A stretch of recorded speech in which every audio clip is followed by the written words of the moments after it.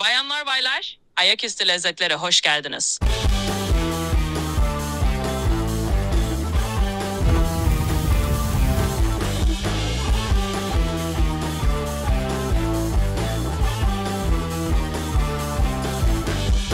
Kendinizi tekrardan 17 yaşında hissedeceğiniz çok özel bir lezzetimi sunmak istiyorum. Ayşe abla günde kaç tane açıyorsun böyle? Özelliği değişiyor müşteriye göre.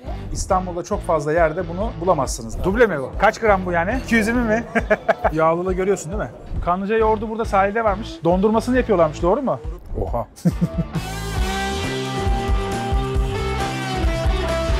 Ben bunu bugün bitiririm bak. Makarna aşkım şu anda ortaya çıkmış oldu.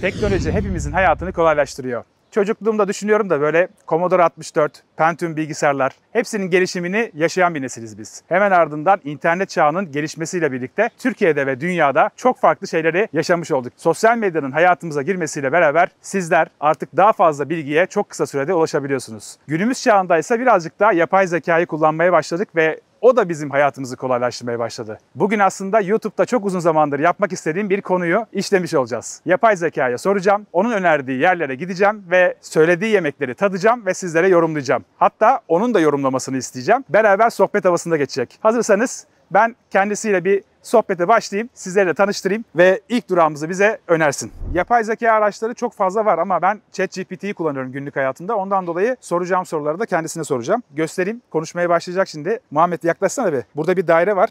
O dairenin içinde bana bir şey söylediği zaman oynuyor o da böyle. Mesela merhaba, nasılsın? Evet, gördüm o yuvarlağı. O aslında konuştuğumuz sırada ses dalgalarını temsil ediyor. Ve sen konuşurken onun hareket ettiğini görmek çok eğlenceli. Her şey gayet güzel görünüyor bu arada. Kanalımıza bir hanımefendi konuk olmuş oldu böylelikle. Kendisiyle beraber bugün güzel bir video yapacağımızı umuyorum. Bu birazcık riskli bir video olacak aslında. Gideceğimiz zaman gerçekten önerdiği şey doğru mu değil mi görmüş olacağız, değil mi? Evet, kesinlikle öyle. Hem keyifli hem de biraz heyecanlı bir video olacak gibi görünüyor. Önerilen şeyi test etmek de ayrı bir heyecan katıyor. Bakalım sonuç nasıl olacak? Farkındaysanız böyle cümleleri tonlarken farklı şekilde tonluyor. Gerçek bir insanla konuşuyormuş gibi. Enteresan oluyor açıkçası ama günlük hayatımda gerçekten çok fazla kullanıyorum. Birçok kişi de kullanıyordur eminim. Bu arada reklam falan değil yani. ChatGPT'den herhangi bir reklam almadım. Sadece bu video benim çok böyle kafamda hep yapmak istediğim bir videoydu. İlginç olacağını düşündüm ve sizlerin de hoşuna gideceğini düşündüm. O zaman başlayalım mı? Evet, bence de başlayalım. Gerçekten de bu tarz denemeler yapmak hem keyifli hem de oldukça öğretici olabiliyor. Umarım izleyenler de bizim kadar eğlenir ve faydalı bulur. O zaman hadi bakalım maceraya adım atalım. O zaman şöyle yapalım. Her mekanda sana ayrı ayrı soracağım. İlk olarak kahvaltı durağıyla başlamak istiyorum. Şu anda ben Beşiktaş, Levent civarındayım. Buraya çok uzak konumda olmayan bir kahvaltı durağı önermeni istiyorum. Bu kahvaltı durağında diğer kahvaltıcılarda olmayan herhangi bir ürün olabilir. Kendilerine özel bir ürün olabilir. Benim için önemli olan şey lezzet. O lezzeti de mutlaka yansıtıyor olması lazım. Bu arada geçen videolarda olduğu gibi yukarıdan gene bir şeyler atmaya başladı kuşlar ve Allah kahretsin ya. Etiler'de, Ak Merkez'e yakın bölgede kendine özgü ve lezzet odaklı bir kahvaltı mekanı arıyorsan Beka'yı önerebilirim. Oldukça zengin ve farklı kahvaltı seçenekleri sunuyorlarmış. Eminim hoşuna gidecektir. Beka çok güzel bir öneri. Gerçekten ben de çok seviyorum ama birçok kişiye tuzlu kaçabilir. Biraz daha böyle makul fiyatlı, biraz daha böyle esnaf kahvaltısı tarzında kahvaltıcılara bakabilirsin. Beşiktaş'taki Kahvaltıcılar Sokağı bu konuda oldukça ünlü ve makul fiyatlı seçenekler sunuyor. Ayrıca Sarıyer tarafında Zeytin Garden Breakfast ve Fener Işığı Kafe gibi yerlerde keyifli ve lezzetli kahvaltılar sunan mekanlar arasında eminim aradığın tarzda bir yer bulabilirsin. Zeytin Garden dedin. Nasıl bir yer orası? Zeytin Garden yeşilliklerin içinde huzurlu ve sakin bir atmosfer sunan bir mekan. Genellikle doğal ve taze ürünlerle hazırlanan kahvaltılarıyla biliniyor. Manzarası da oldukça keyifli. Böylece hem lezzetli bir kahvaltı yapıp hem de doğanın tadını çıkarabiliyorsun. Umarım beğeni olur. Ne dedi en son duyamadım. Gitti orası.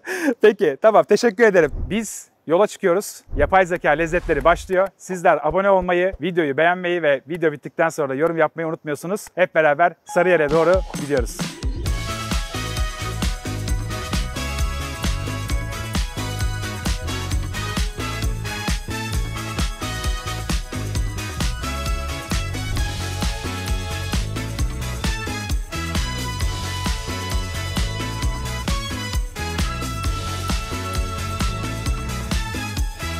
bir yapay zekanın peşinden giderekten ilk durağımız olan Zeytin Garden'a geldik. Burayı ben normalde yol üstünde hep görüyordum. Burası çok İstinye Park'a yakın bir konumda. Dolayısıyla bu güzergahtan geçerken hep görüyordum. Önünde hep kalabalık oluyordu. Bugüne kısmet oldu gelmek. Kapıda yazdığına göre yöresel Hatay kahvaltısı diyor. Beni heyecanlandırdı birazcık açıkçası. Çünkü Hatay'ın her şeyini, kahvaltı olsun, gündüz yemek olsun, akşam mezeleri olsun, her şeyini çok seviyorum. İsterseniz vakit kaybetmeyelim, içeri girelim. Güzel bir kahvaltıyla güne başlayalım.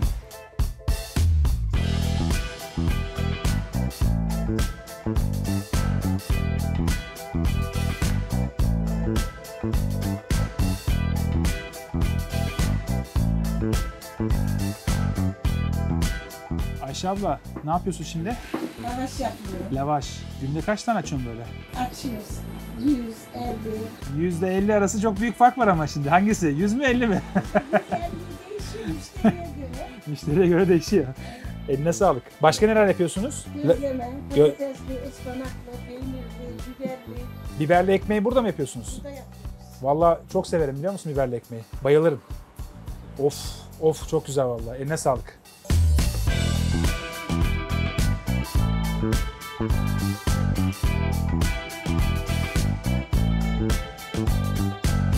Kıymetli misafirlerimiz, Zeytin Garden Breakfast'a hoş geldiniz. Ben İsmail, bugün sizlere ben yardımcı olacağım. Öncelikle şöyle bir kaşarlı mantarlı omletimiz, Ful isminde bakla, soğan, sarımsak, tahin ve zeytinyağından yapılan bir lezzetimiz. Şöyle bir peynir tabağımız, Muammara isminde etimek, ceviz, salça ve baharat ile yapılan bir lezzetimiz. Ülkemizin meşhur lezzetlerinden haydarimiz. İç Anadolu'nun babağının 3, Orta Doğu'nun ebuğanın 3 diye seslendiği közlenmiş patlıcan ve biberden yapılan bir lezzetimiz. Mütebber isminde tahin, sarımsak, süzme yoğurt ve közlenmiş patlıcandan yapılan bir lezzetimiz. Hatay'ımızın özel tuzlu yoğurdu, şöyle bir soslu patlıcanımız. Pembe Sultan isminde kırmızı pancar, yeşil elma ve sarımsak ile yapılan bir lezzetimiz. Şöyle bir lor reçelimiz. Pava isminde bakla, havuç, soğan ve zerdeçal ile yapılan cilde ve sindirime çok faydalı bir lezzetimiz. Hatay'ın ve Orta Doğu'nun meşhur lezzetlerinden humusumuz. Girit isminde 4 çeşit peynir, ceviz ve fesleğenden yapılan bir Rum mezesi. Orta Doğu'nun meşhur lezzetlerinden falafilimiz. Hatay'ımızın özel soslu zeytinleri, siyah zeytinlerimiz. Efendim şöyle bir peynir kebabımız, şöyle pişilerimiz. Şöyle bir cevizli incir reçelimiz, şöyle bir çilek reçelimiz. Hatay'ımızın özel zahter ve zeytinyağı. Bu ürünümüz ekmeğimizi önce zeytinyağına, sonra zahtere bandırılarak yenmektedir. Efendim şöyle bir bal kaymağımız. Yediğiniz takdirde kendinizi tekrardan 17 yaşında hissedeceğiniz çok özel bir lezzetimi sunmak istiyorum. %80 Antep fıstığından üretilen Antep fıstığı ezmesi, badem ezmesi, fındık ezmesi ve fabrikasyon olmayan çikolatamız, efendim mevsim meyvelerinden karpuzumuz, sıcacık ekmek ve gözlemelerim hemen geliyor. Afiyet şifa olsun. Çok teşekkür ederim. Bir şey soracağım. Buyurunuz. Normalde serpme kahvaltılar böyle hep çöpe gider ama burada herhalde tam böyle porsiyonluk ve yemelik olduğu için gitmiyor çok fazla değil Ya mi? şöyle söyleyeyim size, 2 kişi genellikle bu masanın tamamını bitiremiyor. İnternette bazı yorumlar alıyoruz. Diyorlar ki bize, ya işte kuş kadar koymuşsunuz, çok az koymuşsunuz. İşte biz gelsek bunlar hemen biter. Bizim restoranımız sınırsız bir hizmet sunuyor. Sınırsız hizmet herhangi bir ürün bittiği takdirde ücretsiz yenileme imkanıdır. Bu masalarda kalan ürünler akşamleyin buraya gelen işte komşu bölgelerdeki fakirlere veriliyor. Eğer ki dokunulmadıysa. Eğer ki dokunulduysa dokunulmuş ürünlerin tamamı çöpe gidiyor. Anladım. Ama dokunulmamış bir ürün hiç haydarinin tadına bakmadık. Öbür gün personel kahvaltısında da kullanabiliyorum veya akşam gelen ihtiyaç sahiplerine de verebiliyorum. Ama dokunulmuş ürüne yapabileceğim hiçbir şey yok maalesef. Onlar hijyen gereği çöpe gidiyor. Genellikle 1, 2, 3 kişi için aynı şekilde 4 kişi de biraz değişiyor, 6 kişi de biraz değişiyor. 8 kişi de direkt 2 tepsi anlamında artıyor. Sofrada en çok tüketilen ürünler var dediğiniz gibi. Bazen israf oluyor, bazen böyle iştahlı işte sporcu beyefendiler geldikleri zaman gerekirse 3 saat oturuyorlar, 4 saat oturuyorlar ama sofrayı temizleyip gidiyorlar. Ki benim nazarımda en güzel ellerinize sağlık deme şekli sofrayı en temiz bırakan misafirimdir. Doğru.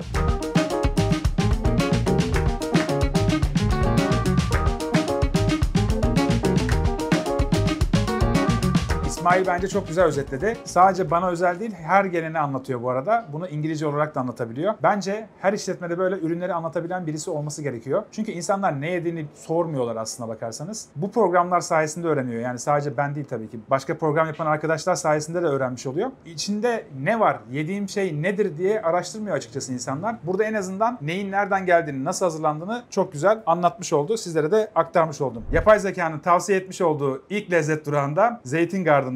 Burası açıkçası benim hep önünden geçip gördüğüm bir yerde ama hiç içeri girme fırsatım olmamıştı. Bugüne kısmet oldu. Bence yani serpme kahvaltıya karşı bir insanım ama şu anda ben burayı bitiririm mesela. 2 kişi gelsek bitiririm. Yani atılacak bir şey olmaz burada. Benim gibi bir izleyen varsa, buraya gelecekse gerçekten yiyebilir. Beğendiği şeye devam edebiliyorsun. Tekrar söyleyebiliyorsun. Buna yumurta dahil. Bu bakla full her yerde olan bir şey değil. Biz bunu Hatay videosunda göstermiştik. Nasıl hazırlandığını. Gerçekten meşakkatli bir iş. İyi bir ürün kullanması gerekiyor. İstanbul'da da çok fazla yapan yok. O yüzden burası önemli. Şimdi madem yapay zekadan bir tavsiye aldık, ona masanın fotoğrafını gönderiyorum ve yorumlamasını isteyeceğim. Sana göndermiş olduğum fotoğraf ilk tavsiye ettiğin duraktan. Sence nasıl? Gerçekten harika görünüyor. Renk renk mezeler, peynirler ve taptaze sebzeler sofrayı çok zengin göstermiş. Belli ki burada kahvaltı yapmak tam bir keyif. Umarım sen de çok beğenmişsindir. Görüntü güzel. Tadı da güzel mi? Bakalım. Evet, görüntü gerçekten iştah açıcı. Umarım tadı da aynı şekilde güzeldir.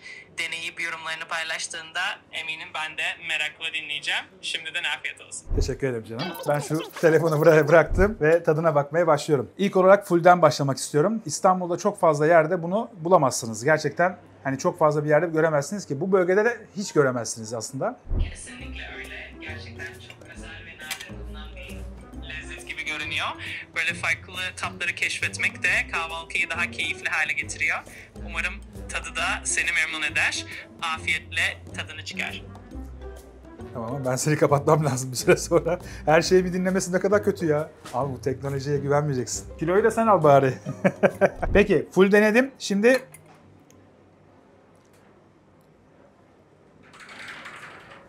Efendim şöyle, bu da neredeyse her masama giden özel Hatay'ın lezzetlerinden bir tanesi. Sofraya kesilmiş olarak geldi ama bir de sıcak sıcak hiç kesilmemiş halinde de getirmek of istedim. sıcacık bu. İsteyen herkese de bu şekilde de getiriyoruz. Afiyet şifa olsun. Teşekkür ederim, çok sağ ol.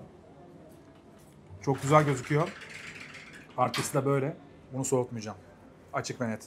Yani ben biberli ekmeğe bayılıyorum. Buzluğumda var.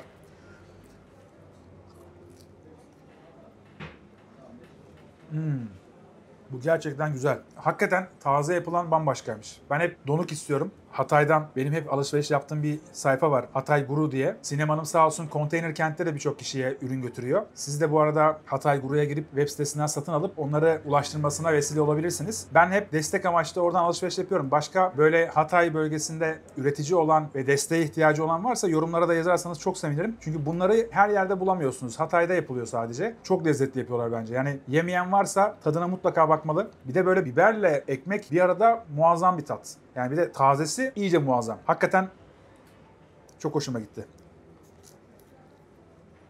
Burada yine memleketten getirdikleri zahterli ekmek var. Bu zahter olayını da gerçekten Hatay farklı bir seviyede kullanıyor kahvaltılarında. Genellikle böyle salataları falan da çok koyuyorum ben. Veya işte zeytin piyazı yapıyorlar, onun içine koyuyorlar. Benim için dünyadaki en iyi mutfaklardan bir tanesi Hatay mutfağı. İkinci mutfak kesinlikle Gaziantep mutfağı. Çünkü yani her yemeğin ve her tabağın farklı bir usulü var. Ve işletmelerde herkes kendi tarzını yaratmış ama ürün kalitesi muazzam bu bölgede. Çiftçilik var, hayvancılık var. Her şeyin en iyisini kullanıyorlar. Zeytinin en güzeli burada. Ben en iyi içtiğim zeytinyağı kesinlikle Hatay'dan gelenler oluyor. Bu zeytin kırma zeytin ama halhalı zeytini de çok seviyorum ben. Hatay bölgesinden sürekli olarak sipariş verdiğim ürünlerden bir tanesi odur. İkincisi de Antakya peyniri. Antakya peyniri muazzam bir şey bence. Sıcak suyla bekletince tadı inanılmaz oluyor. Bu böyle hellim gibi kesilmiş ve ızgara yapılmış ama hellim değil. Yani Antakya peyniri bu. Gırç gırç yapmıyor yani. Bunu ben bir şeye banayım. Neye banayım? Neye banayım bunu?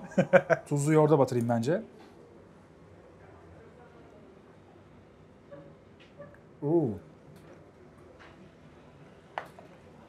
Güzel. Özlemişim bunu. Bununla çok güzel şeyler oluyor. Bir tuzlu yoğurt, bir yanık yoğurt. İkisini çok seviyorum. O da Afyon'dan. Çok farklı lezzetler. Yani bunu yurt dışında böyle anlatmaya kalksanız bu kadar tuzlu. Ya tabii ki tuzlu ama tansiyon yükseltecek kadar da değil. O kadar abartmayalım. Peki bir pişi olayına giriyorum. Bununla önce zeytinyağı, ardından da zahtere giriş yapıyorum ki kahvaltıda aslında başlangıç bununla olur her zaman.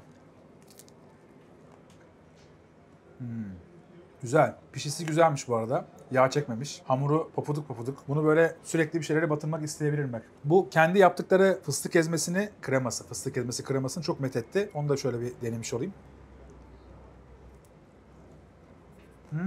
İçinde parçalar da var. Şöyle göstereyim. Bundan böyle alsak ekmeğin arasına sürülür bu ya. Hem. Satıyorlar çünkü. Güzelmiş. Çok şekerli de değil ha. Beğendim yani. Falafel, ben kahvaltıda falafelci değilim. Falafeli genellikle gün içinde böyle salata tarzında, falafel salatası veya Lübnan özlemi olduğu zamanlarda yiyorum genellikle ama burada tadına bakacağım. Oh, siz de bu arada gidip bir çay koyun kendinize ya. Vallahi izlerken şimdi can çeker muhtemelen de. Güzel. Bak bayağı hafif bir de. Çok da güzel kokuyor bu arada ya. Tekrar söyleyeceğim. Kesinlikle tabaklardan bir tanesi bu olur. Ben ondan yiyerek hemen karnımı doyururum zaten ya. Ben bilmiyorum ya. Açık büfe veya serpme kahvaltı bana göre değil. Yani çünkü benim için kahvaltı demek yumurta demek veya bir ekmek üstü bir şey demek. Bu tarzda çok fazla ürün olduğu zamanlarda kendimi kaybetmek de istemiyorum. O yüzden bir tane ürüne kilitleniyorum. Onu böyle sürekli didikliyorum. Bu mesela öyle bir şey. Şu zeytini kendimiz hazırlıyoruz dedi. Çok güzel zeytin. Ve sosu da çok güzel. Vallahi bravo ha. Yapay zeka ilk defa bana doğru tavsiyede bulundu. Burada başka bir ekmeğimiz var. Ispanaklı gözleme. Ama şey gibi olmuş böyle. Zeytinli açma var ya böyle. Zeytini koklatmış gibi. Ama birazcık var. Yalan söylemeyeyim şimdi. İçinde var. Ama böyle kuru kuru gitmez bu. Yani çok bir şeyle dokunmak istemiyorum. İsmail çünkü güzel anlattı. Dedi ki hani dokunulmayan tabakları biz bir şekilde kendi içimizde personel olarak veya burada ihtiyacı olan kişilere bir şekilde ulaştırıyoruz dedi. O yüzden böyle her şeyden denemeyeceğim. Full'ü denedim. Bir onu bitiririm muhtemelen. Kopardığım ekmekleri, pişileri onları bitiririm. Çünkü en çok merak ettiğim şey aslında Hatay bölgesinin ürünleriydi. Bir sadece şu peyniri merak ediyorum. Bunu herkese vermiyoruz dedi. Bunu bence başka bir ekmekle yapayım. Burada bu arada bu tarzda ekmekler veya işte gözlemeler hepsi yan tarafta iki tane abla var. Onlar açıyor. Hatta şu an tam karşımda oklavayla böyle sürekli olarak açıyor. Taze yapmaları da güzel bir şey. Çünkü yani dolaptan çıkmıyor, herhangi bir şey olmuyor, dondurulmamış. Bunların hepsi artı puan yazar yani. Gerçekten el yapımı olması da güzel. Şöyle bir sürük peynirini alıyorum. İçine koyup bir eziyorum. Hatta ezilmesi biraz zor ama şöyle ezeyim. Tamam. Bir eziyorum ve tadına böyle bakacağım. Çünkü ağır bir peynir. Bundan dolayı böyle hamurla falan çok daha iyi gideceğini düşünüyorum.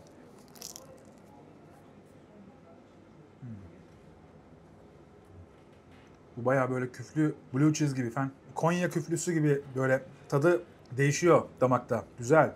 Ama tabii bu kadar yoğun aromalı bir sürük peyniri daha önce tatmamıştım açıkçası. Yani bu kadar damakta direkt vuran bir sürük peyniri denememiştim. Biraz daha hafif oluyordu. Bu devamında tatlıya geçmek isteği oluyor mesela bende şu anda. Zararlı birazcık. Heyecan yaratıyor. Bundan sonra tatlıya geçip ne yiyebilir mesela? Bu kendi yaptıkları fındık kreması vardı.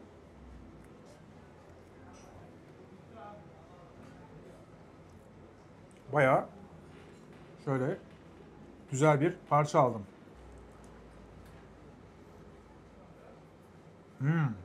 Abi çok güzel ya. Bundan da paket yaptıralım diyeceksin. Bak bundan da alınır. Bu aralar kafayı fındık ezmesine taktım. Servet Şekerleme'nin Fethiye'deki yerinden söylüyorum sürekli. Fındık kreması. Daha doğrusu fındık ezmesi. Şekersiz onunki. Çok güzel ama bu farklı. Bu ezme değil, krema. Yani bu biraz daha böyle ekmeğin üzerine sürülebilir kıvam. Biraz da şeker var içinde bence. Güzel. Genel olarak beğendim. 2 kişi geldiğinizde gerçekten doyabileceğiniz ve lezzetli bir şeyler yiyebilirsiniz. Peynirlere bakacağım. Görüntü itibariyle bu tabak biraz standart duruyor ama tadına bakalım gene de. Bu peynir çok güzel. Çörek otlu peynir. Ama güzel bir peynir. Beyaz peynir nasılmış? Bu da güzel. Vallahi güzel. Görüntüsü çok iç açıcı gelmedi ama güzel, beğendim. Her zaman olmasa da hafta sonları veya böyle şehir dışından misafirleriniz geldiğinde buraya gelmenizi şu anda mantıklı buluyorum. Çünkü çöpe atılmayacak kadar ayarında koyuluyor. 2 kişi bence bunu bitirebilir aç geldiğinizde, ki açız aslında ama doymamamız lazım. Evet, hesabımız geldi. 2 kişilik kahvaltı 1700 TL. Yani kişi başı 850 TL. Minimumda 2 kişiye servis ediyorlarmış. Bunu bilerek gelmenizde fayda var. Her eklenen kişide 850 TL ekleniyor. Bazı içecekler ekstraya giriyor.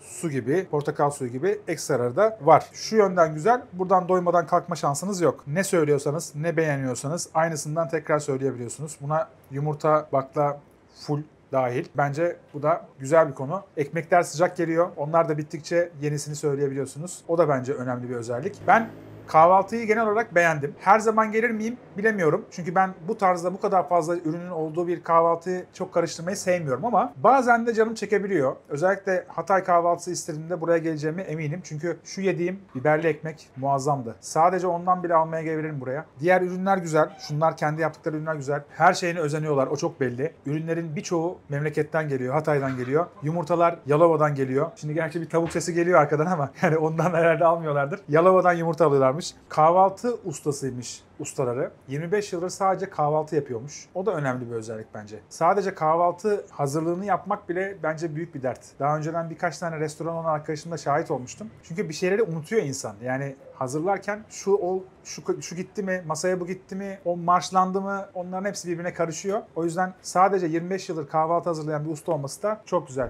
Fiyatımızı hallettiğimize göre bir de sıradaki durağımızı yapay zekaya soralım bakalım. Evet, kahvaltı çok güzeldi. Çok teşekkür ederiz. Eminim takipçiler de çok beğenecekler kahvaltıya geldiğinde. Şimdi sıradaki durağımız için bir öneride bulunmanı istiyorum. Biraz sağlıklı olabilir, biraz fast food olabilir. Belki bir dönerci olur.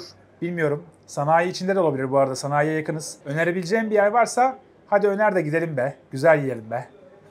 Tabii ki. O zaman sana Beşiktaş'ta çok sevilen bir dönerci olan Karadeniz Döner Asım Usta'yı önerebilirim.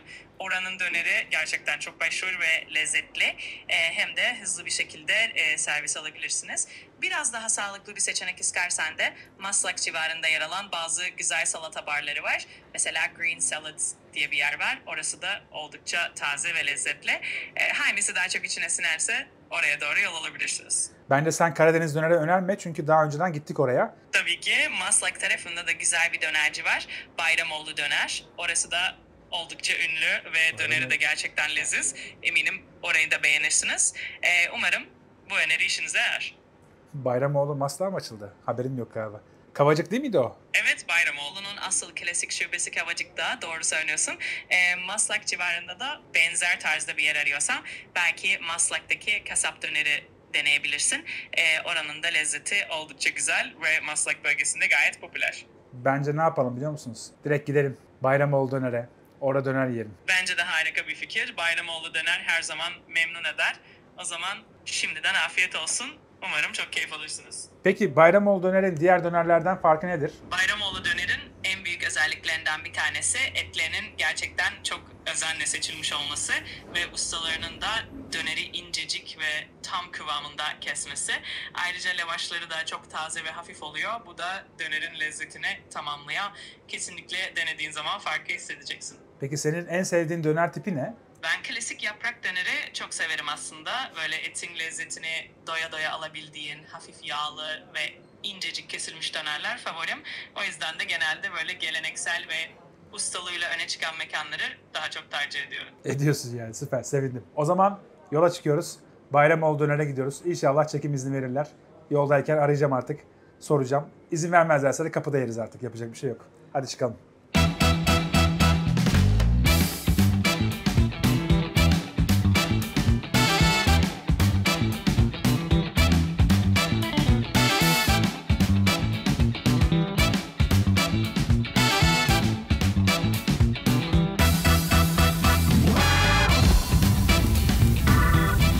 Evet, yapay zekanın yönlendirmesiyle, daha doğrusu birazcık da ben istedim. Yalan yok. Bayramoğlu kelimesini alınca oradan hadi dedim gidelim. Sağ olsunlar, Murat Bey var burada. Kendisi çekim için izin de verdi. Bence döner söyleyelim, siparişimizi verelim. Ardından geldikten sonra neler olduğunu ve lezzetini, nasıl hazırladıklarını biraz anlatmış olurum. Bu arada çok kalabalık. Gerçekten kapının önünde de kuyruk sürekli hızlı ilerliyor gerçi ama yine de kuyruk oluyor kapıda. Porsiyon dönerde kaç gram var? 110. Tamam, bir porsiyon alayım önden. Onu bir yiyeyim. Ona göre devamını söyleriz. Ben genelde kötü müşteriyim dönercilerde. Sen 110 gram dedi ya, bana yarısını getir abi, yarım porsiyon. Onu bir yiyeyim sıcak sıcak. Diğer yarısını da sonradan sipariş vereyim diyorum. Böylelikle ne oluyor? Hep sıcak yiyorum ama operasyon anlamında işletmeler için zor. Teşekkür ederim. Duble porsiyonumuz. Duble mi bu? Evet. Kaç gram bu yani? 220 gram. 220 mi? Tamam, peki. Murat Bey birazcık daha duble yapmış oldu. Tabii beni görünce de bir porsiyon kesmeyeceğini anlıyorlar. Şimdi şöyle göstereyim, bir yaklaşın. Bunun en güzel tarafı şöyle oluyor, bak mesela açıyorum. dumanın üstünde yaprak yaprak. Gerçekten Türkiye'de yaprak döner dendiğinde akla ilk gelen döner burası. Bunu yavaş yavaş yemek lazım. Böyle üzerini kapatıp soğumasını da engelleyerekten böyle sardım. Afiyet olsun bana.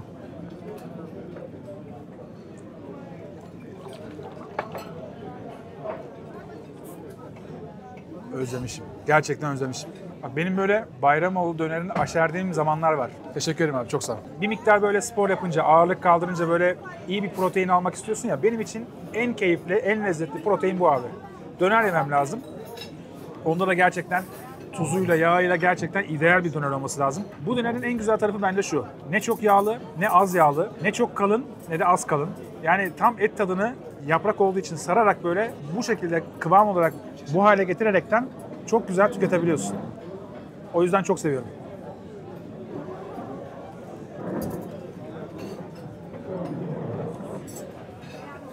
Normalde bu kadar gelmiyor, açık ve net söylüyorum. Çünkü önceden normal zamanda geldiğimde bu kadar servis yapılmıyor. Şimdi biz 2 kişiyiz, çekim yapıyoruz. Birazcık daha güzel göstermek açısından böyle getirdiler ama bence yaptıkları her şeyi özenle yapıyorlar. Yani bu domates gerçekten hep taze. Bu soğan, sumaklı soğan her zaman bu şekilde taptaze geliyor. Patates yapması bence muazzam. Bunu da genellikle ben lavaşın içine sarıyorum, dönerle beraber yiyorum. Dünyanın en böyle can çektirecek patatesi budur ya bence. Yani birazcık yağ çekmiş gibi gözüküyor ama Tam anne patatesi. doğru cümleyi sen söyledin. Anne patatesi. El kesimi olduğu için muazzam. Çok da yağ çekmemiş bu arada. Bence gayet güzel. Şimdi size bu işin nasıl yapılması gerektiğini gösteriyorum. Yani yaprak dediğimiz olayı görüyor musunuz? Bu yağlılığı görüyorsun değil mi? Gerçekten sularını bırakıyor. Yani bu döneri kurutmadan bu şekilde pişirmek bence olay. Ve genellikle dikkat edin, İstanbul'da bugüne kadar gitmiş olduğumuz birçok dönercide aynı tarzda yapanların çoğu buradan yetişme. Yani burası bir okul gibi aslında. Bayramoğlu dönerin ustası geldi bize. Böyle davet ediyorlar genellikle. Bence Bayramoğlu için de güzel bir şey bu. Çünkü burası hakikaten bu konudaki en iyi yerlerden biri. Vedat Milor geldikten sonra tabii ki tüm Türkiye tanımış oldu. Ama ben de şahsen çocukluğumdan beri geliyorum. Yani burası 1990 yılında kurulmuş. Yanlış hatırlamıyorsam ben ilk 2000 yılının başlarında gelmiştim. Yani 20-25 yıldır neredeyse amcamlarla, babamlarla, sevdiğim insanlarla döner yemeye geliyorum. Çünkü eskiden bu kadar çok dönerci de yoktu. Dönerin bu kadar sevildiği çok fazla bilinmiyordu ama Bayramoğlu ile beraber bu konuya eğilen ve yeni döner yeri açan, döner mekanı açan çok fazla yer oldu. Etin karışımına gelirsek %70 dana eti, %30 kuzu eti var ama Trakya kıvırcık kuzu eti kullanıyorlar. Onu özellikle belirttiler. Yani o kuzu etinin de boşluk eti, yani yağlı kısmını kullanıyorlar. Başka bir yağ yok içinde. Sadece kuzunun yağı var yani. Dananın da aslında beşli set olarak geçen kısmını kullanıyorlar ama tabii ki formülasyon onlara ait. Bu formülü birçok yer tutturamıyor bence. Bazen şunu duyuyorum mesela etrafındaki çevremden. Bir geldiğimde farklı, bir geldiğinde farklı oluyor diyorlar. Şimdi bu kadar büyük sirkülasyonu olan bir yerde etin aynı tarzda devam etmesi çok zor bir şey. Yani bunu sağlamak için aynı çiftlikten, aynı beslenen hayvanlardan almak lazım eti. Bu imkanı olmayan bir şey. Yani başka bir restoran için de imkanı yok. Dolayısıyla buradaki konu birazcık daha şeye gidiyor, ustalığa gidiyor. Marinasyona nasıl ve ne kadar sürede hazırladıklarına göre değişiyor konu. Bence ideal bir formülasyonları var ve onu bozmuyorlar. Bence gene söylüyorum İstanbul ortalamasının her zaman üstündeler. Yani burada çok çok iyi dönerler de yedim, orta dönerler de yedim ama orta döneri bile birçok yerden çok daha iyiydi öyle söyleyeyim. Yağlılığı, sululuğu çok seviyesinde tutuyorlar. Tuzu bazen değişebiliyordu. Şu anda bence şu yediğim döner gerçekten tuz olarak da çok güzel. Mezelerden de bildiğim kadarıyla biz tekrar istiyoruz. Evet, yan ürünleri söyleyebiliyorsun tekrar. Yani patatesten bittiği zaman birazcık daha söyleyebiliyorsun. Aynı şekilde salatadan da, ki burada gerçekten güzel bir salata var. Yani domatesin rengini görüyor musun? Kıpkırmızı.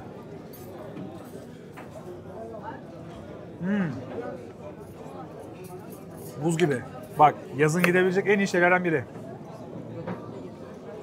Şu döner gerçekten benim hayatta en sevdiğim şey olabilir ya. Ya iki şey var. Bir döner, bir de köfte. Hani biber dolmasını da sayalım. Mevsime göre değişiyor biraz da. Biber dolması ama soğuk olacak. Yazın yenecek. Buzdolabından çıkıp laps diye ağza sokacaksın. Şimdi lavaş da çok güzel ama bir de sade denemek istiyorum.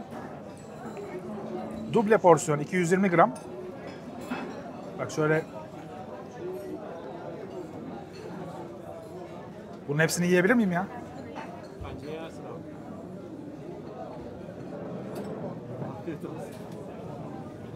Kahvaltı çok güzeldi. Bence günün ilk yemeği de çok güzeldi. Yani bir yapay zekanın bu şekilde tavsiye ediyor olması benim hoşuma gitti. Ama bu kadar tuzlu beslendik. Sabahki tatlılardan çok fazla yemedim. Bir tatlı durağı da yapmak isterim. Şu an Kavacık'tayız. Kavacık dendiği zaman hakikaten akla gelen tek yer, en önemli yer burası. Ve burada bir kalabalık bir trafik oluşturuyor Bayramoğlu. Otopark sıkıntısı olabiliyor. Ama buranın hemen yanında bir otopark var. Aklınızda olsun. Eşinizle, arkadaşlarınızla geldiniz. Hemen park edebilirsiniz. Çok büyük bir yer. Daha da büyütüyorlar. Üst taraftaki tezgahlarını geri almışlar. Orada 35 kişilik yeni bir yere daha açmışlar. Yani gördüğüm kadarıyla kapasitesi 150 kişi, 200 kişiye yakın var. Ama 200 kişi sürekli sirkülasyon olduğu için burada bir hesap makinesi.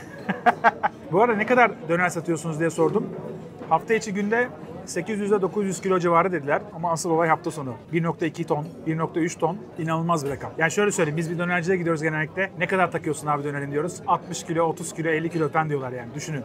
1.2 ton olağanüstü bir rakam. Ve bir günde, tek günde. Lavaşlarını da kendileri yapıyorlar. Onu da belirtmek gerekiyor. Sıcak lavaş. Burada soğuduğu zaman yenisini isteyebiliyorsunuz. Yani buraya gelen bir şekilde soğumuş oluyor. Ama ben gene de onunla yiyeceğim, merak etmeyin. Bu altta gelen, yani lavaşın üzerinde döner geldiği için yağ çekmiş oluyor. Bence son lokmayı buna sarmanız gerekiyor. Evet, hesabımız geldi. Duble porsiyon döner 1140 lira. 220 gram geliyor. Eğer yarım porsiyon yerseniz 110 gram. O da 570 lira yapıyor. Ayran 70 lira. Toplam hesabımız 1210 lira. Bayramoğlu tavsiye için çok teşekkür ediyorum. Gerçekten çok güzeldi. Seni tebrik ediyorum bu konuda. Şimdi de sıra bir tatlıya gelsin bakalım. Bir dondurmacı olur şimdi. Yaz mevsimindeyiz. Beykoz tarafları, Kavacık tarafları, yakınlarda neresi varsa güzel bir dondurmacı tavsiye etmeni istiyorum. Dondurma çünkü her mevsim yenir ama yazın çok daha güzel. Yazın dondurma gerçekten ayrı bir keyif oluyor. Kesinlikle haklısın. Beykoz'da Aktaş dondurmayı mutlaka denemelisin. Çok meşhurdur ve gerçekten lezzetli dondurmalar sunar. Eminim oradan da çok memnun kalacaksın. Alternatif var mı? Tabii ki. Başka bir alternatif olarak da meşhur Kanlıca yoğurdundan dondurma deneyebilirsin. Kanlıca sahilinde yoğurtlarıyla ünlü olan bu mekanın dondurması da çok lezzetlidir. Onu da bir denemeni tavsiye ederim. Kanlıca yoğurdundan dondurma ilk defa duyuyorum ha. Gidelim mi? Deneyelim mi? Tamam, bir gidelim bakalım. Kanlıca yoğurdundan dondurma yemeye gidiyoruz. Teşekkür ederim. Görüşürüz. Yapay da olsa bir zekan var en azından. Harikasın. Umarım dondurmayı beğenirsin. Yapay zekanın tavsiyelerinden memnun kalmam beni de mutlu eder. Her zaman buradayım. Yeni keşiflerde yine yardımcı olurum. Şimdiden afiyet olsun. Görüşmek üzere. Haber spikeri gibi ya. Bayağı sunuyor. Arada laf da sokuyor. Hadi gidelim. Kanlıca yoğurdundan dondurma yiyelim.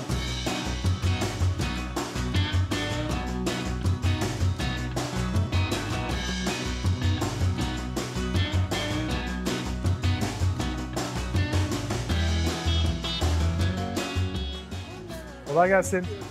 Merhaba. Bu Kanlıca yoğurdu burada sahilde varmış. Burası mı? Dondurmasını yapıyorlarmış, doğru mu? Vallahi mı? İyi, hadi deneyelim o zaman. Uğur abiye gönderelim. Uğur abi mi? Işıklardan girin. Tamam.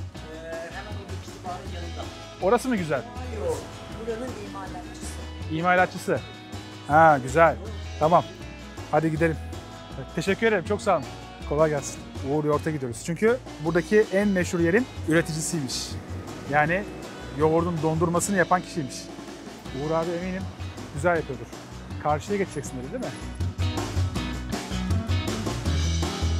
Şimdi taksi durağın yanındaymış. Geldik. Kanlıca Doğa Yoğurdu. Burada dondurma var mı? Bakacağız böyle. Gelin. Kolay gelsin. Hoş bulduk. Kanlıca yoğurdu dondurması var mı?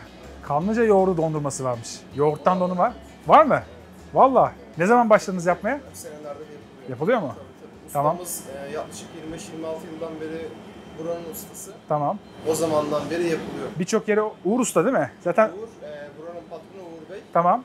Bülent Bey de buranın Ustası. ustası. Tamam. Ama birçok yere siz yapıyorsunuz herhalde. Şöyle bizim yan kafemiz var. Tamam. Orada yaklaşık 14 ya da 16 çeşit dondurmamız var. Tamam. Hem oraya biz veriyoruz hem de biz kendi satışımızda da buradan yapıyoruz. Burası imalathane zaten. Güzel. Denemeye geldik. Burada mı deneyelim, öbür tarafta mı deneyelim? Şöyle orada daha çok çeşit var. Tamam. Burada yaklaşık 6 tane çeşit var. Tamam. Ama hem orası hem burası kendi imalathanemiz olduğu için kendi imalathanemiz. Orası uzak mı çok? Aynen, direkt yan sokaktan Tamam. giriyorsunuz. Biz o zaman oraya gidelim bir. Tamam. Oraya gidelim. Bir daha fazla çeşit var dedin değil mi? Orada 16 çeşit olması lazım. 16. Tamam. Gidelim. Teşekkür ederim. Çok sağ ol kardeşim. 16 çeşit. 16 çok ciddi rakam ha. Bak, asıl yoğurtları da burada. 3. kuşak yoğurt. Kolay gelsin. Merhaba. Merhabalar, nasılsınız? Teşekkürler. Takip ediyorum. Sağ olun, teşekkür ederim. Çok sağ olun. Beyefendiyi ihmal etmeyin. Yok. Very important purse, çok önemli insanlar listesine ekleyin. Abi yok, estağfurullah ya. Bize bir arkadaşım önerdi de Kanlıca yoğurdu dondurması varmış sizde. Kendimiz yapıyoruz bunları. Kendi imalatımız ve geleneksel o kollu hala dondurma makinesi. Ha çok güzel. Çocukluğumuzdaki. 3 çeşit bize özel dondurmamız var. Yani bize yoğurttan yaptığımız yoğurt şeftali, yoğurt vişne ve yoğurt nane ki yoğurt şeftali benim favorim. Öyle mi? Mutlaka denemenizi isterim. Tamam. Bir inek yoğurdumuz var. Bunu zaten biz Kanlıca'da her yere veriyoruz inek yoğurdu. Tamam. Ama inek manda olanı sadece kendimiz satıyoruz. Tamam. %50 inek, %50 manda. Yoğurtları da bal, pekmez ya da reçelle servis ediyoruz. Ha, güzel. Ama balla pekmez Artvin Yusufeli'nden geliyor. Nereden geliyor? Artvin'den. Artvin'den. Yusufeli. Çok güzel. Çok güzeller. Evet. O zaman şöyle yapalım. Biz manda, inek karışık bir tane yoğurt alalım. Tabii. Şeftalili sizin favorinizden denemek istiyorum. Evet. Yanına da bir de vişneli yapalım. Tamam. Tam böyle yaz tarzı bir dondurma şey olsun. 2 top olsun. Bir de yoğurtla ben buradan yolcu olacağım sonra. Tamam. Burada yiyeceğim. Üzerine, bal ister misiniz onu? Bal başka ne olabilir? Bal pekmez. Şöyle yapabiliriz. Yarısına bal, yarısına pekmez. Hadi olsun. Öyle yapalım. Deneyelim. Tamam. Ben de biraz soluklanayım. Terledim çünkü. Sıcak.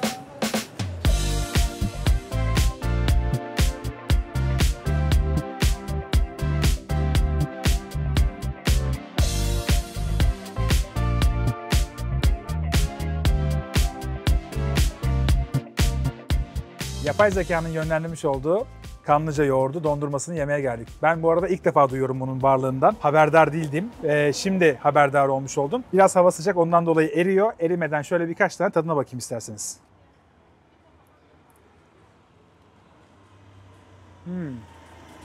Bu vişneli. Bu da alttaki de böyle şeftalili.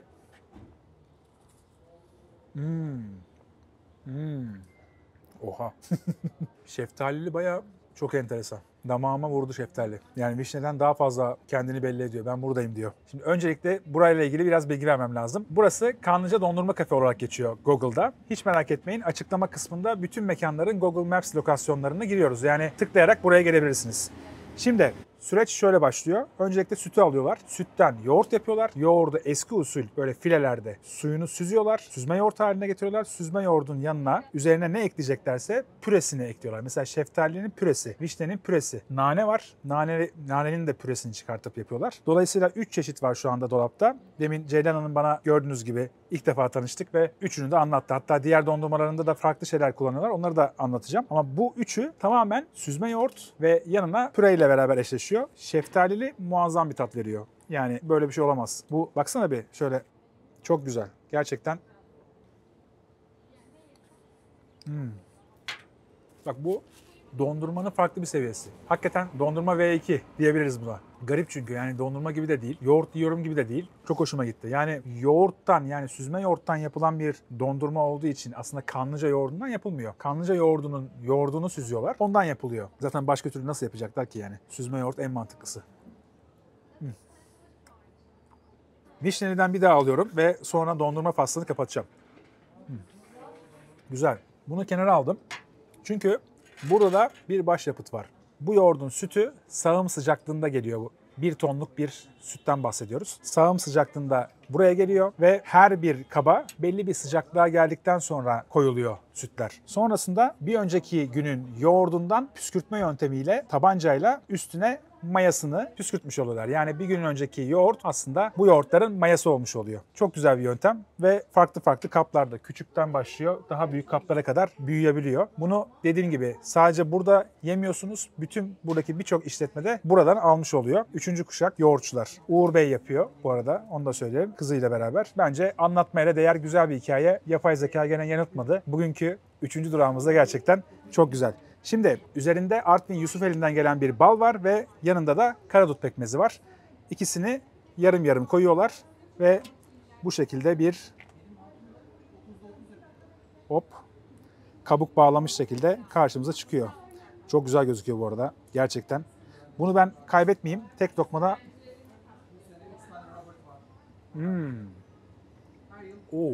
pekmez damağı ele geçirdi şu anda. Gerçekten yağ oranı da yüksek bu arada yoğurdun. O da belli oluyor.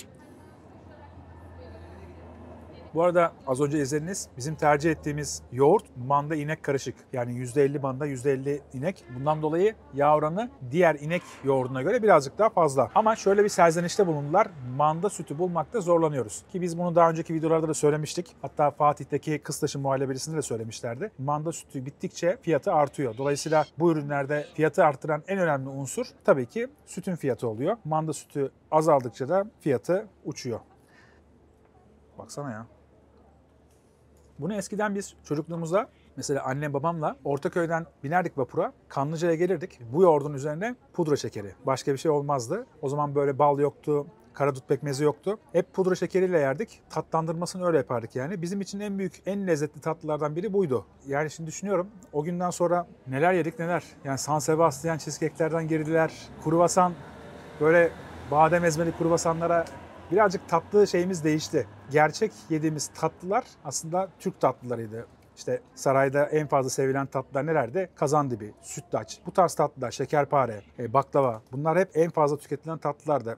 Yoğurt da bence böyle bir şeydi. Çünkü yoğurt yazın serinlik sağlayan ve aynı zamanda yemekten sonra güzel giden bir şey. Bu yoğurt özellikle çok daha güzel gidiyor. Şimdi yeni nesilde buraya gelmiş olanlar, yoğurt yemiş olanlar ya normal sıradan bir yoğurt der muhtemelen. Ama öyle değil bence. Çünkü çocukluğunda bu yoğurdu yemiş olan insanlar biraz daha farklı hissederler. Sonuçta bu bir tat hafızası. Neye alıştıysanız, çocukluğunuzda ne yediyseniz sizin için o her zaman daha yukarıda oluyor. Çok güzel. Karadut pekmezi onunla daha beğendim. Yani bal değil belki ama karadut pekmezini çok sevdim. Sarılacağım ya ChatGPT'ye. Vallahi çok güzel önerilerde bulundu. Böyle gerilla tipi daha güzel oluyor değil mi? Yani beğendiniz mi? Ben çoğu zaman haber vermiyorum. Haber vermeden daha güzel oluyor bence. Eğer videonun şu ana kadarki kısmını da beğendiyseniz bir beğen butonuna basarsanız çok sevinirim. Yorumlara da zaten buluşmamız lazım. Çünkü tavsiyeleriniz çok önemli. Bu video ve bunun gibi bir sürü format var aslında yeni yapacağımız. Bu ilkiydi. Bundan sonra böyle çok enteresan formatlar da var. Merak etmeyin. Sadece Türkiye'de değil, dünyanın her yerinde uygulayacağımız yeni formatlar var. O yüzden şunu takalım. Bu nedir? Dondurmalı soğuk kahve. Nasıl yani? Espresso yine bazlı. Çekirdek kahveden öğüttüğümüz espresso. Şoklayarak ve içine biraz işte karamelli, biraz da tiramisu dondurma eklenerek. Espresso'yu mu şokluyorsunuz? Evet. Sonrasında? Sonrasında karamelli ve ben size şimdi karamelli ve tiramisülü biraz dondurma ekledim içine. Evet. Yine onunla beraber kahvenizi bu tada getirdim. Ama 14 çeşit dondurmamız var deseydiniz işte portakallı isterseniz portakallı kahve yapabilirim. Ya da diğer çeşitlerden. Enteresan. Bu da Afiyet güzelmiş. olsun. Bardak da çok güzel bu arada. Evet, bardağı da seramik arkadaşım Söyleyelim, yapıyor. tabii. Evet, söyleyelim çünkü emek arkadaşım yapıyor ve o yüzden böyle özel şeyleri özel sunumlarda yapıyoruz. Çok güzel. Vallahi teşekkür ederim. Çok sağ olun. Bunun Sağ fiyatı olun. nedir biliyor musunuz? Bunun fiyatı 160 lira. 160 lira. Tamam. Çok Afiyet teşekkürler. olsun. Çok sağ olun. Deniyorum.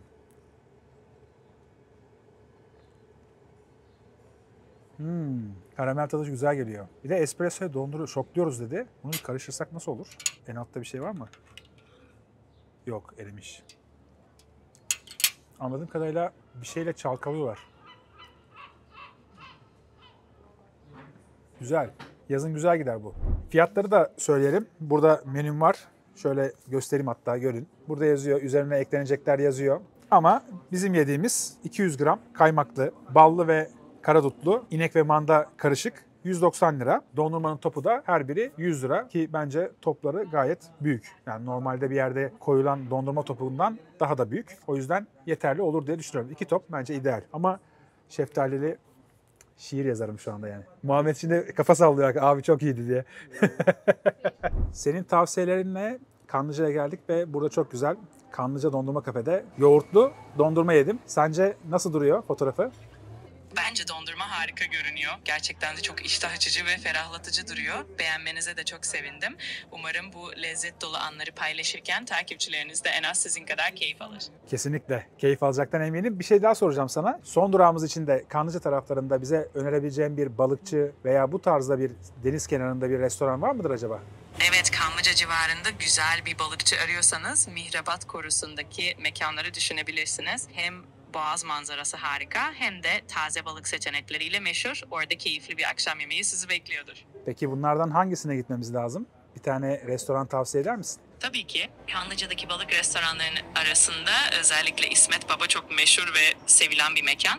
Hem boğaz manzarası muhteşem hem de deniz ürünleri gerçekten taze ve lezzetli. Orayı mutlaka denemenizi tavsiye ederim. İsmet Baba'nın fiyat skalası nasıl peki? Pahalı mı? Normalde benim yurt dışında aradığım şeylere göre planlıyorsun şu anda, biliyorum, anlıyorum, ama burada birazcık daha kabul edilebilir rakamlarda fiyatlar olsun. İsmet Baba genel olarak boğaz hattındaki balıkçılara göre daha makul fiyatlı diyebilirim. Hem lezzet hem de manzara açısından fiyat performans dengesi gayet iyi.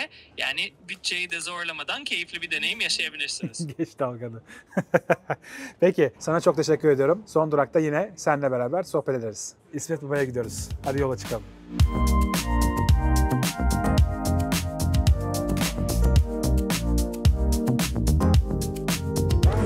Maalesef İsmet Baba'da çekim izni vermediler. Bundan dolayı Kuzguncuk'a gelmişken Kuzguncuk'ta bir yer soracağım kendisine. Çünkü videonun yine güzel bir yemekle bitmesini istiyorum. İsmet Baba maalesef çok yoğunmuş. Bundan dolayı orada çekim izni vermediler. Bana Kuzguncuk'a gelmişken başka bir alternatif önerebilir misin? Tabii ki Kuzguncuk'ta alternatif olarak Pastafaryan'ı önerebilirim. Burası makarnalarıyla ünlü, çok tatlı ve samimi bir mekan.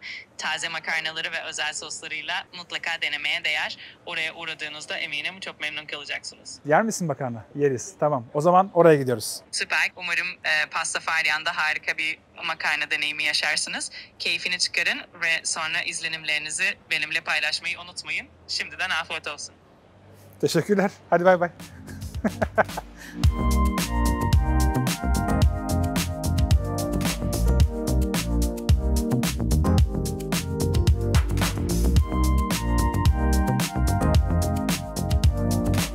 Pastafaryan'a geldik. Pastafaryan, Pastafaryanizm'den geliyormuş. O da Amerika'da bir parodi dinmiş. Makarnaya tapıyorlar anlamına geliyormuş. Komik. İnternette biraz araştırırsanız, ben baktım çünkü, komik şeyler yazıyor. Asıl olayı aslında laikliği savunan ve gerçekten her şeye böyle takık vaziyette olması gerektiği şekilde olmasını savunan bir dinmiş. Ama enteresan kısmı tabii ki makarnayı seviyor olmaları. Şimdi önümüzde White Bolognese isminde yazın en çok giden, buranın en çok tercih edilen makarnalarından biri var. Ben çok fazla bekletmek istemiyorum çünkü tavadan çıktıktan sonra geldi. Birazcık bekletmiş oldum çekim için. O yüzden kurumuş olabilir ama yok, güzel. Hala ıslak ıslak. Alıyorum.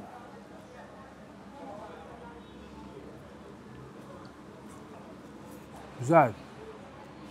Bu bildiğimiz bolognese sosun beyaz versiyonunu yapmışlar. Makarnaların hepsi fettuccine. Yaklaşık olarak da 17 çeşit makarna sunuyorlar menüde. Farklı soslarla her şeylerini kendileri yapıyorlar. Bu çok güzel bir şey bence. Biraz daha tadına bakacağım ve ardından daha fazla detay vereceğim.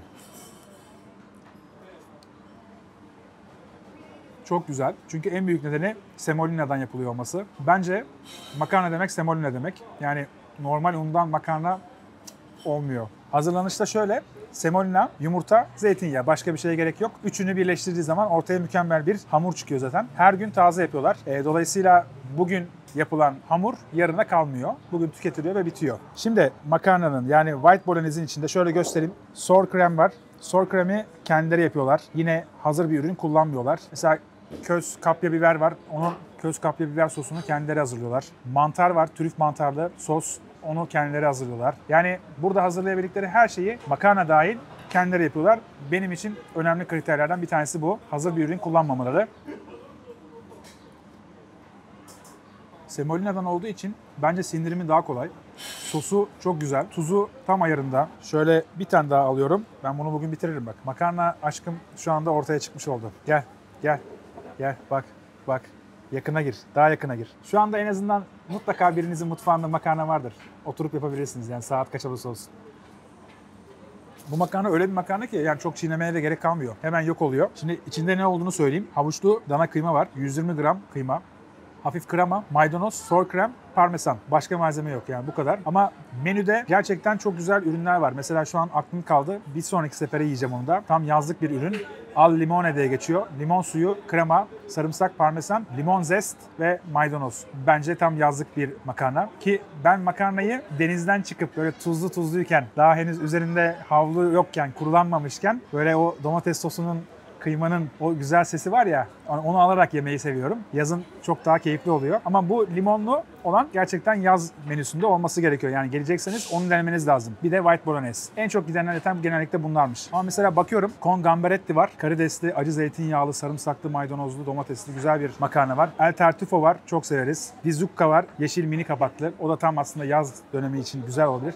Carbonara var. Normal bolognese var. Arrabbiata var. Aioli soslu var. Yani gerçekten makarnaları güzel gözüküyor. Yani bir kere değil birkaç kez gelip deneyeceğim çok makarna var burada. Şu birkaç tane lokmada ağzıma attığımda hiç rahatsızlık yok. Normalde bir şişkinlik yapar ya, bunda asla öyle bir şey yok. Çünkü semolina farkını ortaya koyuyor. Bir de şey güzel, buranın küçük, şirin, ara sokakta olması, mütevazi olması. Fiyatları da fena değil. Yani şimdi baktığın zaman ortalama olarak 300, 320, 400 el yapımı makarnadan bahsediyoruz. Yani girip de market ürününden bahsetmiyoruz. 400, 460. Mesela benim yediğim white bolognese 460 lira. Ama içinde 120 gram kıyma var. Yani şimdi düşündüğünüz zaman el yapımı bir ürün için gayet uygun. Yani yapabilecekleri her şeyi kendileri yapıyorlar. O yüzden yapılan işin emeğine saygı duyularaktan karşılığını vermek gerekiyor. Fiyatlar bence okey. Makarna için marketteki ürünle karşılaşmamak lazım. İtalya'ya gidiyorsanız eğer zaten bunu bilirsiniz. Tabii Türkiye şartları çok farklı. Kuzguncuk'ta bir yer kiralamanın bile sıkıntı olduğunu çok iyi biliyoruz. Havuç da çok güzel geliyor bu arada. Bir tatlılık katıyor.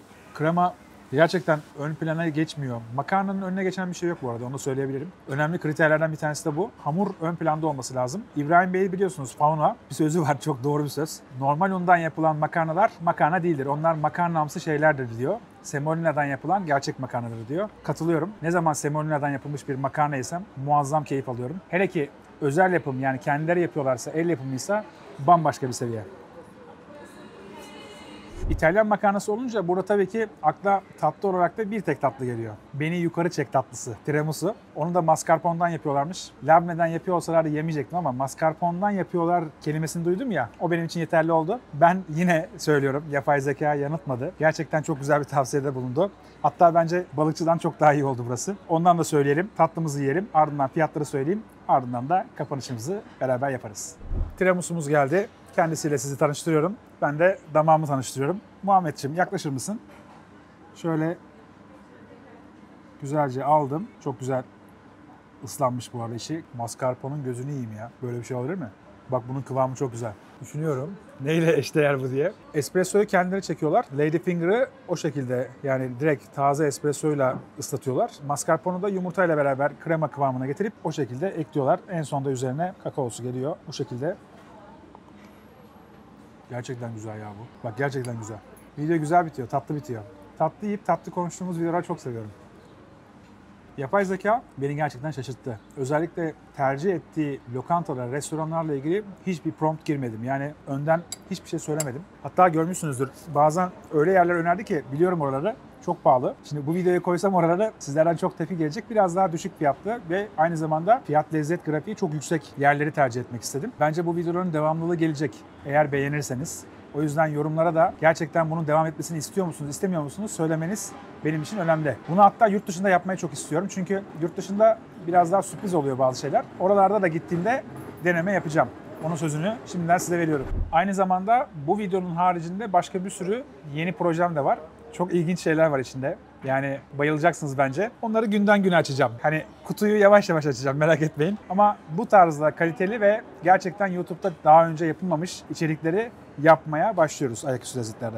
Adisyonumuz geldi. White Bolognese 460 lira. 2 kişilik, neredeyse 2 kişilik olan tiramisumuz da 300 lira. Toplamda 760 lira. Çok lezzetli. Hem makarna hem tiramisu beni İtalya'ya ışınlamış oldu. Gerçekten özel yapım, el yapımı ürünler yemiş olduk. Bugünkü aslında durakların hepsi çok ilginçti. İlk olarak Reşitpaşa'da başlayıp ardından yolculuğumuz Kavacık'a, Kavacık'tan Kanlıca'ya, Kanlıca'dan da Kuzguncu'ya. Bugün hep K ile gitmişiz bak, görüyor musun? Hep K'den gitmişiz. Pasta Faryan da çok güzel çıktı. Tavsiyelerin için çok teşekkür ederim. Bugünkü videonun ana karakteri bence sendin. Bundan sonraki videolarda da aynı performansı senden bekliyoruz. Rica ederim Onur. Sen memnun kaldıysan ne mutlu bana. Bugünkü videoda yardımcı olabildiysem harika. Bundan sonraki maceralarınızda da her zaman yanınızdayım. Yeni lezzet keşiflerinde yine birlikte harika öneriler buluruz. Her zaman keyifle destek olmaya hazırım. Peki bir de söyle de abone olsunlar kanala. Bir de beğensinler, bir de yorum yapsınlar bari. Tabii ki senin ağzına hatırlatayım. Eğer videoyu izleyenler bu tarz lezzet keşiflerini sevdiyseler kanala abone olmayı unutmasınlar. Beğeni butonuna basarlarsa ve yorumlarda da fikirlerini paylaşırlarsa bizim için harika olur. Hem böylece gelecek videolar için de güzel bir motivasyon olur. Herkese kocaman teşekkür ederim. Valla benden daha güzel konuştu. Kendisine teşekkür ederiz. O zaman bu haftalıkta bu kadar. Bundan sonraki bölümlerde çok keyifli yeni bölümlerde gelecek. Hiç merak etmeyin. Önümüzdeki hafta Perşembe günü saat 7'de görüşmek üzere. Hoşçakalın.